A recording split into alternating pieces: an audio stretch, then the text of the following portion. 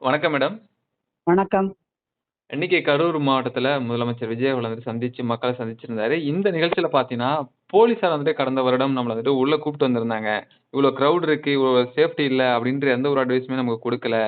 எல்லாமே திட்டம் போட்டு தான் பிளான் போட்டு பண்ணியிருக்காங்க அப்டின்றது போல வருத்தத்த தெரிவிச்சிருக்காங்களே, நீங்க எப்படி பார்க்குறீங்க மேடம்? கரூருக்கு விஜயம் போயிருக்காரு இன்னைக்கு. இதை எதிர்த்து திமுகல பொது ஜனங்களே ஒரு திருமுருகன்கிற ஒரு வழக்கறிஞர் சென்னை சென்னை உயர்நீதிமன்றத்தின் கிளையாகிய மதுரை உயர்நீதிமன்றத்துல வழக்கு தொடுத்தாரு. ஏன்னா இவங்க வந்து கருணையின் அடிப்படையில பணி நியமன ஆணைகளை வழங்க போறதாக 3 மணிக்கு ஒரு ப்ரோக்ராம் வச்சிருக்காரு. அது எப்படி சாத்தியம்? இது வந்து ஒரு கட்சியினுடைய தேர்தல் பரப்புரையில நடந்ததுக்கு இப்ப நம்மளுடைய அரசு வரிப்பணத்துல இயங்குற அரசனுடைய பணி நியமனத்தை எப்படி கொடுக்கலாம்? கருணைமணிங்கிற ஒரு அரசாணைக்கு எதிராக இருக்கு.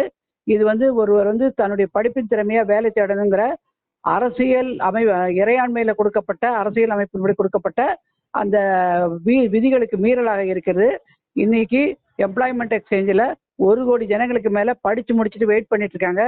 பல பேர் 40 வயசை தாண்டியதுனால அவங்களுக்கு அந்த வேலை வாய்ப்பு கிடைக்காம போகுது.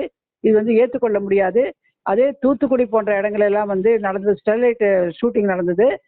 போலீஸோடைய அதிக எக்ஸஸால நடந்ததுனால கொடுத்தாங்க. இது எப்படி கொடுக்க முடியுங்கிற கேள்வி கேட்டு இது துஷ்பிரயோகம், ஆட்சியினுடைய அதிகாரத்தை துஷ்பிரயோகம் பண்றாங்கன்னு ஒரு வழக்கு தொடுத்தாங்க. அந்த வழக்கு இப்ப காலையில எடுக்கப்பட்டது. மாண்புமிகு நீதியரசர் கார்த்திகேயன் மற்றும் நீதியரசர் சக்திவேல் அவர்கள் முன்னாடி வந்தது. அப்ப அவங்க சொன்னது ஒரு வார்த்தை என்னன்னாக்க, அது அதுக்கு அரசாங்க தரப்புல இருந்து தூத்துக்குடியில இது மாதிரி கொடுத்தாங்க அப்படின்னாங்க. அதுக்குதான் அவங்களை ஒரு குட்டு வச்சாங்க. அது தூத்துக்குடியில போலீஸ் சொன்ன அராஜகம். இங்க போலீஸ் அராஜகம் கிடையாது. அது போலீஸ் வந்து இதுதான் பண்ணிச்சுங்கிறது வந்து உச்சநீதிமன்ற ஆணைப்படி சிபிஐ என்கொயரி பெண்டிங்ல இருக்கு. அது இன்னும் முடிவு வரல.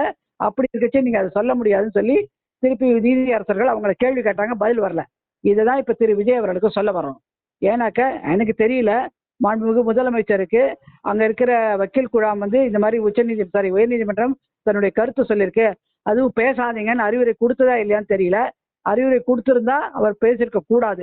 அதெல்லாம் தெரிஞ்சுக்கிட்டு பேசுறாருனாக்க 2 வழக்குகள் சிபிஐல நிலுவையில் இருக்கு. 1, 2வது உயர்நீதிமன்றத்தில் இதுக்கு சம்பந்தமான வழக்கு பதிவுல இருக்கு, நிலுவையில் இருக்கு, 15 நிலுவையில் இருக்கு. நிலுவையில் இருக்கும்போது கருத்து தெரிவிக்கிறது என்பது கண்டெம்ட் ஆஃப் கோர்ட், கோர்ட்டினுடைய அவமதிப்பு. நிலுவையில் இருக்கிறத பத்தி யாருமே பேசக்கூடாது. அது கோர்ட் நிலுவையில அதனுடைய தீர்ப்புரை வர வரைக்கும், ரைட்டா? அதனால இந்த சிக்கல்ல வந்து அடுத்த கட்டமாக அந்த வழக்கை தொடர்ந்த அந்த வழக்கறிஞர் நாளைக்கு அவதூறு வழக்கு 1 திரு விஜய் அவர்கள் மேலேயே வந்து பதியறதுக்கான முகாந்திரங்கள் அதிகமா இருக்குங்கிறத நம்ம பதில் சொல்றோம். ஏன்னாக்க போலீஸ் என்ன செஞ்சது செய்யல, இதெல்லாம் நீங்க சாட்சியமா நீங்க போய் விசாரிச்சிருக்காங்க. சிபிஐல போய் பேசிட்டு வந்திருக்கீங்க டெல்லியில. பேசிட்டு வந்ததுக்கு அப்புறம் இந்த மக்கள்கிட்ட தெரிவிக்கிறது அங்க இருக்கிற மக்களை மடைமாற்றம் செய்து தனக்கு சாதகமாக செயல்படுமாறு வைக்கிற ஒரு கோரிக்கையா தான். இதைதான் திமுக நம்மளுடைய முன்ன பேட்டியில கூட சொன்னோம். திமுக வழுக்கியது எங்கன்னாக்க, அவங்க ஆதவ் அர்ஜுனனும் புசி ஆனந்தும் அதுல வந்து குற்றவாளிகளாக இருக்காங்க. முதலமைச்சருடைய அமைச்சரவையில அவங்க அங்கம் வகிக்கிறாங்க. அப்ப முதலமைச்சர் போது தன்னுடைய அமைச்சர்களை விட்டு கொடுக்க மாட்டாங்க. அதை பரப்புரையில் ஈடுபடுவாரு. அதை தவிர்க்கணும் சொல்லி டைரக்ஷன் கேட்டிருக்கணும். அப்படி கேட்காம அவர் குற்றவாளி சொன்னாங்க. கட்ட படிக்கலையா, அவர் குற்றவாளி சொல்லி அவங்கள வந்து நீங்க தக்க இடத்துல போங்க சொல்லி அனுப்பிச்சு விட்டாங்க. இதே ஆதவ் அர்ஜுனுக்கு எதிராக அவர் போகக்கூடிய நிலைமை இருக்கு. ஆதவ் அர்ஜுனை சப்போர்ட் பண்ணி இவர் பேசுவாரு. அந்த கட்சியை எடுத்திருந்தா இன்னைக்கு விஜய் சிக்கல மாட்டிருப்பாரு. அதைதான் இன்னைக்கு செஞ்சிருக்காரு. அதை வந்து சரியா அணுகல திமுக உச்ச நீதிமன்றத்துல. ஆனால் இன்னைக்கு தன்னுடைய அமைச்சர்களை விட்டு கொடுக்காம போலீஸ் எங்கள்கிட்ட சொல்லல, நான் சொல்லியிருந்தா வந்திருக்க மாட்டோம் அப்படின்னு.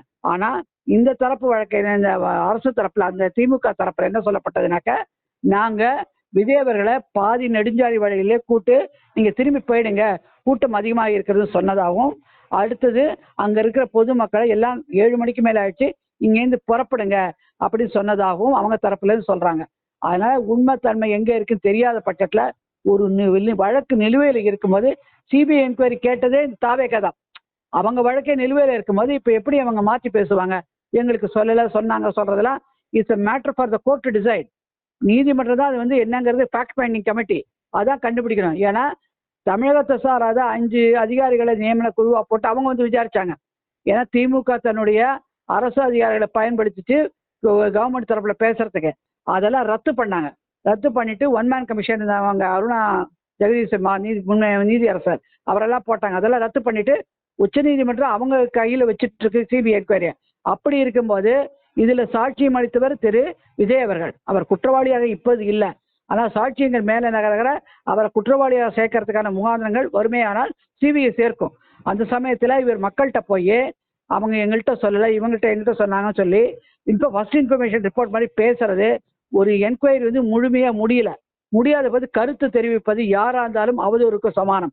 அது முதலமைச்சரே ஆகட்டும் யாராகட்டும், everyone is subject to court, judicial ரிவ்யூக்கு பண்ணுவாங்க. அதாவது கோர்ட், அதாவது நீதிமன்றத்தினுடைய கூராய்விற்கு கட்டுப்பட்டவர்கள். யாரா நோபடி இஸ் அபவ் லா, ரைட்டா? ரெண்டு பேர் தான். ஒருத்தர் யாருனாக்க மேதகு குடியரசுத் தலைவர், மேதகு ஆளுநர், 2 பேரும் தான் வந்து நீதிமன்றத்துக்கு ஆணைக்குள்ள உட்பட வர மாட்டாங்க.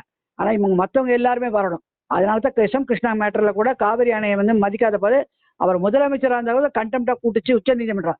இதே நிலைமை இன்னைக்கு நீங்க தள்ளுபடி செஞ்சீங்க, ஆனால் அவர் என்ன போய் பேசுறாரு பாருங்க அப்படின்னு சொல்லி எடுத்துக்கிட்டு போனானாக்க இவங்க அந்த குற்றச்சாட்டையும் வச்சாங்க.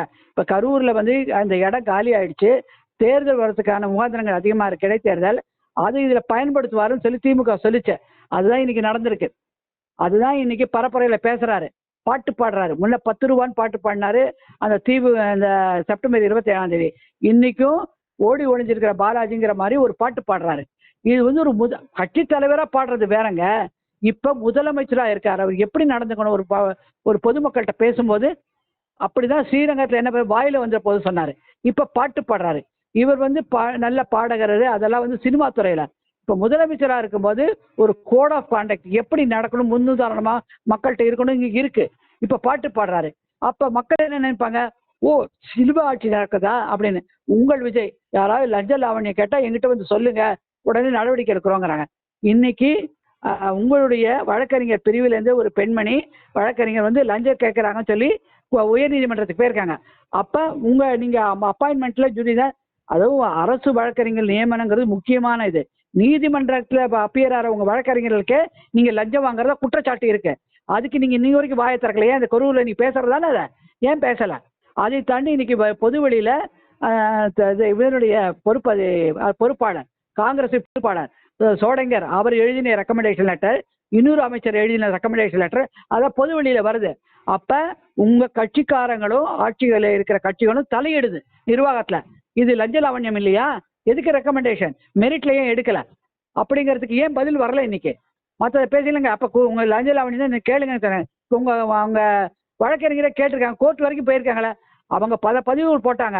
நான் நேர்மையாக கூட்டு சொன்னேன், என் பேர் இருக்குன்னு சொன்னாரு சத்யகுமார்ங்கிற ஒரு வழக்கறிஞர். நீங்க எம்பி எம்எல்ஏ சீட்டு கொடுத்தீங்க, திருச்செந்தூர்ல எங்க கொடுத்துருக்கீங்க? அவர்கிட்ட சொன்னேன்னு சொல்றாரு. அந்த அம்மா எல்லா பதிவும் போடுது, ஆதாரத்தோட காட்டுது. அது லஞ்ச லாவண்யம் வாங்குறது அர்த்தம் இல்லையா? 1 கோடியிலேருந்து எதுக்குங்க? வழக்கறிஞர் என்ன வேலை?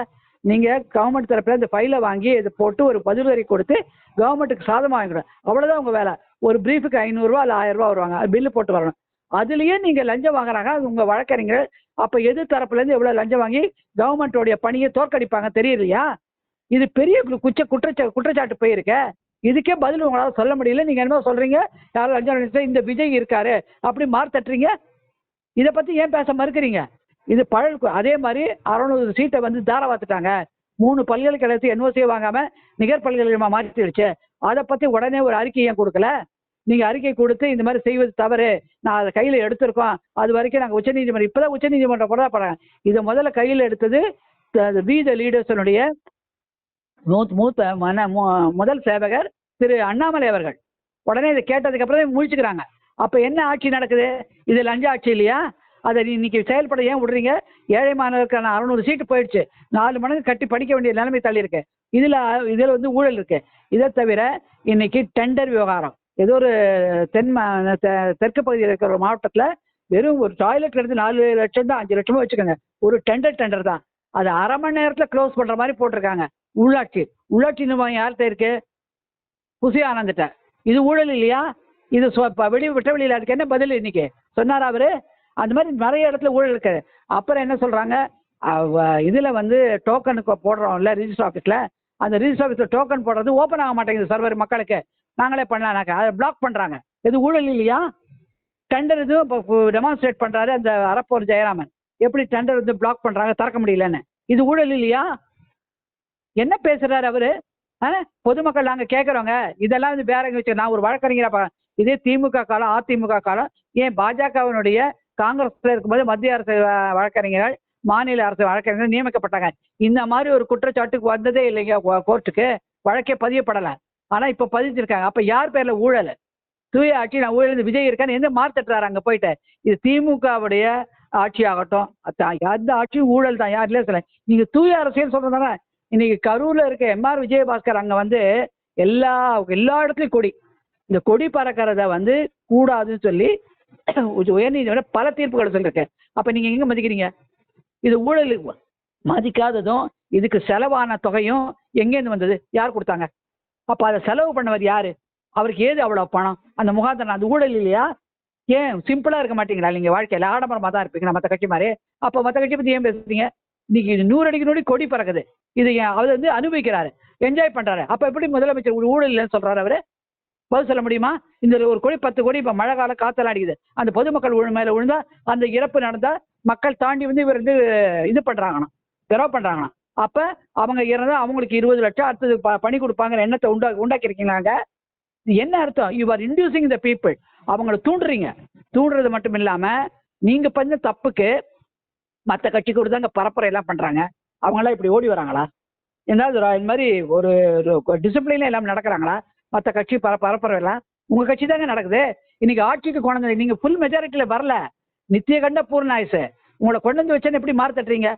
108க்கு 10 முறை நடந்து 118 அங்க வாங்கி இன்னைக்கு உங்களுக்கு கூட்டணி கட்சியில உதவி கொடுக்குறேன்னு சொன்ன திருமாவளவன் முன்னுக்கு முன்னா பேசுறாரு. யாரை தேடுறீங்க? அதனால ஒவ்வொருத்தரையா ரிசைன் பண்ண வைக்கிறீங்க. இதுல குதிரை பேரம் ஒட்டக பேரம்னா இல்லையா?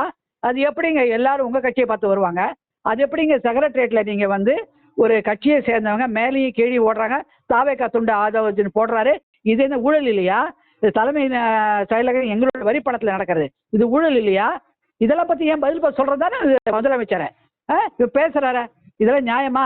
அடுத்தது வாங்க, எல்என்டி வழியா ஒப்பந்தம் 3 மாவட்டங்கள்ல 8200 பேருக்கு வேலை வாய்ப்பா. எந்த வேலை வாய்ப்பு? 10 கோடிக்கு வந்து எம்ப்ளாய்மெண்ட் எக்ஸ்சேஞ்சில் வந்து காத்திருக்காங்களே, அவங்களுக்கு முதல்ல கிளியர் பண்றதானே. பணமா ஜனமா என்று கேட்டால் ஜனம் தான் எனக்கு முக்கியம் சொல்றாரு. அப்ப பணம் எதுக்கு நீங்க அனௌன்ஸ் பண்றீங்க? எதுக்கு 20 லட்ச ரூபா அனௌன்ஸ் பண்றீங்க? நீங்க இன்னைக்கு 20 லட்ச ரூபா மனிதாபானங்க. ஏங்க மனிதாபானாங்க? அமோனியால திருவள்ளூர் மாவட்டத்தில் நடந்த உங்களுடைய ஆட்சியில் நடந்த தரக்குறைவுக்கு அந்த குழந்தைங்களை ஏன் போய் பார்க்கல நீங்க? இப்ப ஏன் இங்க வரீங்க? ஏன்னா இங்க சீட்டு பிடிக்கணும். உங்களுடைய உள்நோக்கம் மக்களுக்கு தெரியுது. அதாவது அவங்க உச்ச நீதிமன்றத்துல இதை கண்டிப்பாக ஒரு மனு தாக்கல், சிபிஐ இந்த புட்டேஜை எடுக்கும். அவங்களுக்கு இப்ப உங்க பேச்சை கேட்கிற போலீஸு, காவல்துறை அப்ப அவங்க பேச்சை கேட்குது. அப்ப காவல்துறை வந்து ஆளுங்கட்சிகளோட கைப்பாவையா செயல்படுறதுனால தான் மக்களுடைய பாதுகாப்பு, உயிரின் பாதுகாப்பு, உடைமை பாதுகாப்பு எல்லாமே காத்துல பறக்கப்படுது. நீங்க ஒரு மாற்றமா இல்ல. நீங்க எதுக்கு நீங்க இவ்வளவு போலீஸ் இறக்கிருக்கீங்க? அப்ப மற்ற இடத்துல கொலை கொள்ளை நடக்கும்போது இங்க தர்மபுரியில ஒரு பொண்ணை பஸ் ஸ்டாண்ட்லயே வெட்டுறாங்க. அப்ப போலீஸ் எல்லாம் இங்க வந்துருச்சுனாக்க அப்ப அங்க மக்களுக்கு பாதுகாப்பு எங்க இருக்கு? காவல்துறை நீங்க தானே கையில வச்சிருக்கீங்க. இன்னொன்னு என்ன சொல்றீங்க? நீராண்மை துறையெல்லாம் நீங்க வச்சிருக்கீங்க. இன்னைக்கு நீராண்மை துறை வச்சுட்டு ஒரு டெண்டர் விட்டதுல சேலத்துல பெரிய ஊழல் சொல்லிட்டு பேசுறாங்க. அது ஏன்? அப்ப என்ன விதத்துல நீங்க மாத்தம்? நியாயம், நேர்மை, நாணயம் எங்கிட்ட ஊழல் தான் சொல்லுங்க. இது இந்த ஊழல் இப்ப கேட்கறோம், இதுக்கு பதில் சொல்றீங்களா? ஏன் பதில் பேசல? ஏன் பதில் பேச மக்கள் எங்க பொதுமக்களை நீங்க பார்க்க மாட்டேங்கிறீங்க? வர யாரு ஊடக மீடியாக்கள், ஆங்கில ஊடக மீடியாக்கள், தமிழக ஊடக நடத்துற அவங்க மீடியாக்கள், அப்புறம் சினிமாக்காரங்க, பெரிய பணக்காரங்க. இது பணக்கார ஆட்சி பாக்குறவங்க பொது ஜனங்களை பார்க்கலையே. ரோட்லயே கை தாட்டிட்டு பாருங்க. வெயில் நின்று அவங்க கையாட்டணும். மற்றவங்களுக்கு எல்லாம் ஏசியில் நீங்க ஆடியன்ஸ் கொடுப்பீங்களா? இது எவ்வளவு இதுதான் ஜனநாயகமா? உங்க பணநாயகம் தானே இது. இது ஜனநாயகமா? என்ன தொழில் இன்னைக்கு வந்து தொழில்துறை அமைச்சர் வந்து என்ன சொல்றாரு? இவ்வளவு கொண்டு வந்திருக்கா, அவ்வளவு கொண்டு அப்படிதான் அவங்க சொல்லி ஏமாத்திட்டு போயிட்டாங்க. நீங்க அதே தானே பண்றீங்க. 1 வருஷ காலம் வந்து டைம் கொடுக்குறாங்க. எடுத்தோடனே மக்களை வந்து நீங்க இப்படி பேசுறீங்க. வழிநடக மக்கள் வெயில்ல நிக்கிறாங்க. ஏன் நிக்க வைக்கிறீங்க? எதுக்கு ரோட் ஷோ நடத்துறீங்க வெயில்ல? போலீஸ் அலர்ட்டா செய்திருக்கலாமேனா? இப்ப அலர்ட்டா இருக்க வேண்டியது, நீங்க அலர்ட்டா இருக்க வேண்டியதானே. எதுக்கு மக்களை ரோட் ஷோ கூப்பிடுறீங்க? ஏன் கூப்பிடுறீங்க? ஒய் யூ இன்வைட் தம்? அது பதில் சொல்வாரா? சர மாதிரிய கேள்விகள் வருங்க. நீங்க ஒன்றும் மாற்றுதலே கிடையாது. இன்னைக்கு நீங்க வந்து நேர்மையான ஆட்சி, யாரும் தூண்டுதல் இல்லாத பணி நியமனம். அப்ப பணி நியமனம் செஞ்ச ஒரு ஜோதிடரை அடுத்த நாள் பணி நீக்க பண்றீங்க. அப்ப எங்க போச்சு உங்க தூய்மை? 2வது ஆரோக்கிய சுவாமியா யார் அவர் பேரு, உங்களுடைய யூகோ பொறுப்பாளர் அவருக்கு பொறுப்பு. அவர் வந்து உங்க கேபினட் மீட்டிங் உட்கார்ந்த குற்றச்சாட்டு அது கவர்னர்கிட்ட போயிருக்கு. இதெல்லாம் தூய ஆட்சியா? எங்க தங்க பிள்ளைகளை எழுந்தோம். தங்க பிள்ளைகளை யார் எழுந்தாங்க? போலீஸ் ஷூட்டிங்கா இல்ல இது நடந்ததா? என்ன நடந்தது? ஏங்க மகாமகம் இது ஜெயலலிதா அவர்கள் கும்பகோணத்துல போன போது மகாமகத்துல பல ஜனங்க இறந்தாங்க. அது அவங்க ஆட்சியில இருக்கும்போது முதலமைச்சர் தவறுனால அப்ப இறந்த பொழுது அவங்க ஒருத்தருக்கு கூட இந்த கருணை அடிப்படையில வேலை கொடுக்கல. இருக்கு உதாரணம். நீங்க ஏன் கொடுக்குறீங்க? இது வாக்கு அரசியல். இடைத்தேர்தலில் இது செய்த இதுதான் இடைத்தேர்தல். நீங்க என்னதான் வந்து தாவேகா வந்து திமுக மேல குற்றம் சொன்னாலும் நீங்க ஜெயிக்கல போன தடவை. அதே எம்ஆர் விஜயபாஸ்கர் தான் ஜெயிச்சார் அதிமுக. ஆனா இப்ப உங்க பக்கம் வந்திருக்காரு. அப்ப அவங்க வாக்களிப்பாங்களா? நீங்க என்னதான் இப்ப எப்படிங்க நீங்க போலீஸ் குற்றம் சொல்றீங்க? அப்ப நீங்க ஆட்சியில இருக்கிறீங்க, உங்க போலீஸை நீங்களே குற்றம், அதே போலீஸ் தானே இன்னைக்கு கையில் எடுக்குது மக்களை. அப்ப அதே மாதிரிதான் நீங்க இருக்கும், உங்க பேச்சை மட்டும் கேட்கும். இது கூட பேசிக் பிரின்சிபல் புரியலையா உங்களுக்கு? இது வந்து இதெல்லாம் நீங்க எங்க போய் பேசியிருக்கணும்? முதலமைச்சரா பாட்டு பாடுவது, தன்னுடைய டிபார்ட்மெண்ட்டே தானே குற்றம் கூறுவது, இதெல்லாம் எப்படி என்ன அரசியல் ஆட்சியா இல்ல தூய்மையான ஆட்சியாங்கிறதெல்லாம் சந்தேகமா இருக்கும் தான் மக்கள் பார்ப்பாங்க. நன்றிங்க மேடம்.